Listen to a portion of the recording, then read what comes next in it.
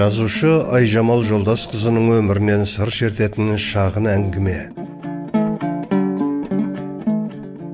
Ақтас пен көктас.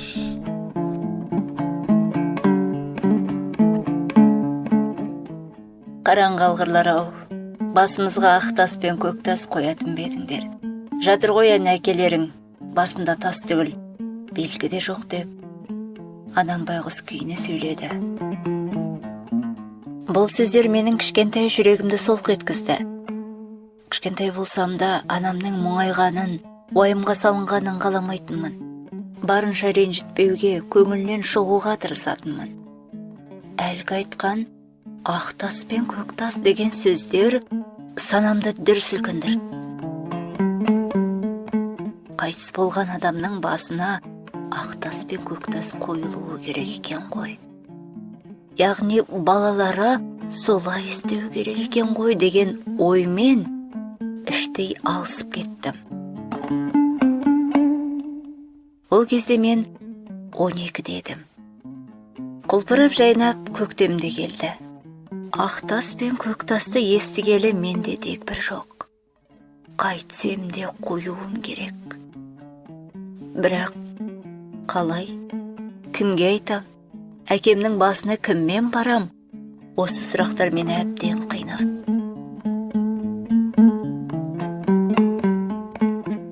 Көршінің қызы бар еді, есімі Халима, ұлты қарашай, бірақ тілі, салты, дәстүрлері бәрі қазақшаға ұқсайтын.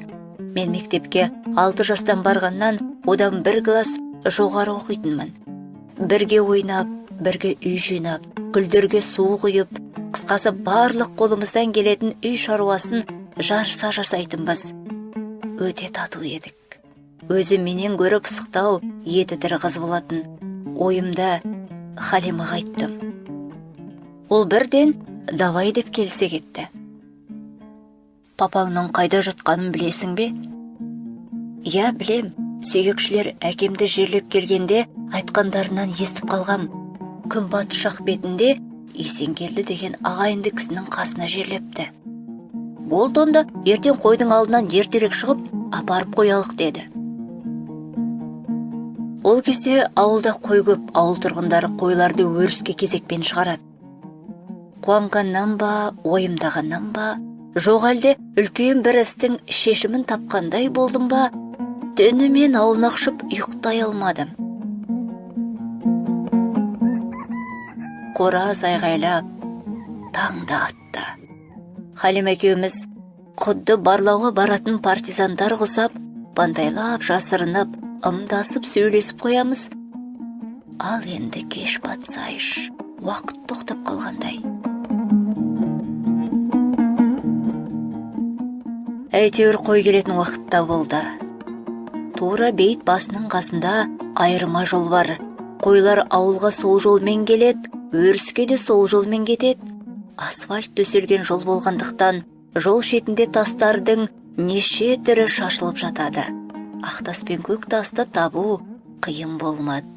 Ішіндегі ең әдемілерін сұрыптап таңдадық. Сөйтіп, қолыма сиятындай бір әдемі әппақ тас пен әдемі көктасты екі қолыма тастай ғып ұстап, Халима екеуміз бейіт ішіне, өлілер мекеніне еніп келеміз. Күн жарық болғандықтан ба, онша қорыққанымыз жоқ. Төмпешіктерді басып кетпеуге тырысып келеміз. Ескі бейіттер шымдалып, шөп басып білініп тұрады екен. Ал қасындағы бір төмпешік бейітте 3-4 қана арам шөп өсіп қылтайып тұр. Иә, кеудемдегі жүрегім жиілеп, соғып кеткендей болды. Осы, әкемнің жатқан жері осы дедім ішімнен. Кішкентай қолдарымен шөптерін жұлып, бір уыс топырағын уыстап алып, топырағыңыз торқа болсын деп қайта төктім. Қобыланың қайда екенін әкем өзі үйреткен ғой. Сол жағына қолымдағы тастарымды қойдым. Бетімді ыстық жас шуда. Жасымды төмпешікке тамызбауға тырысып, шаң топырақ саусақтарыммен аққан тамшыларда сүртіп қоям. Жасым тоқтар емес, үнсіз егіліп отырмын.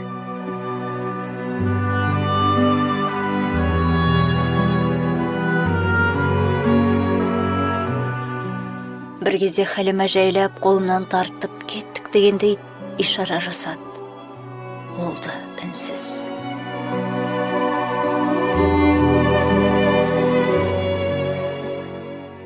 Өлілер мекенінен тірілер мекеніне қарай қол ұстасып шығып келеміз.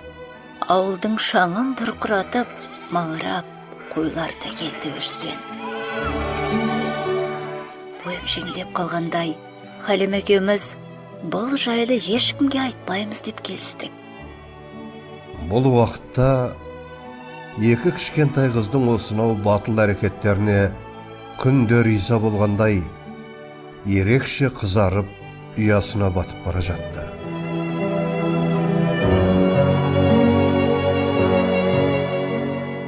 Арада 2-3 айдай уақыт зулап өте шықты. Бірде дастархан басында анам тағы да «Өлгенде басымызға ақ тас пен көк тас қоятын бедіңдер, әкелеріңнің басына белгі де қойған жоқсыңдар әлі» деп айтып келе жатыр еді, мен «Қойып қойдық» дедім. Қалай аузымнан шыққанын өзімде байқамай қалдым. Бәрі маған жалт қарады. Аң-таң. Анам мырс етіп күліп жіберді. Содан олар сұрай бастады. Мен бәрін айттым. Қиял деп бәрі ризашылықпен бе, мазақтап па маған қарап күлді. Ал мен болсам мақтанғандай танауым желбірей дем алып, сұраптап шайымды ұрттап қоям. Нақты есімде жоқ, бірақ жаз болатын. Әкеміздің басына қорған, белгі қоятын болдық. Жиналып, басына барып Құран оқыдық. Мен ақ тас пен көк тас апарып қойған әкемнің бейіті екен. Ішкі сезімім, жүрегім алдамаған екен.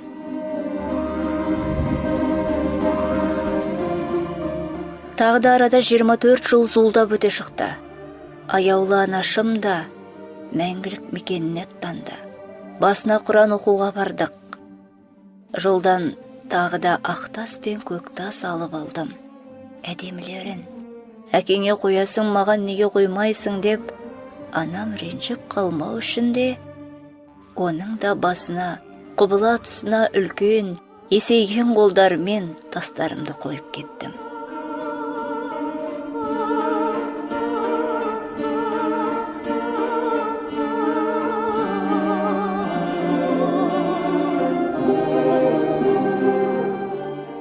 Ақ тас пен көк тас мен ойлағандай жай тастар еместігін ескіргенде білдім ғой.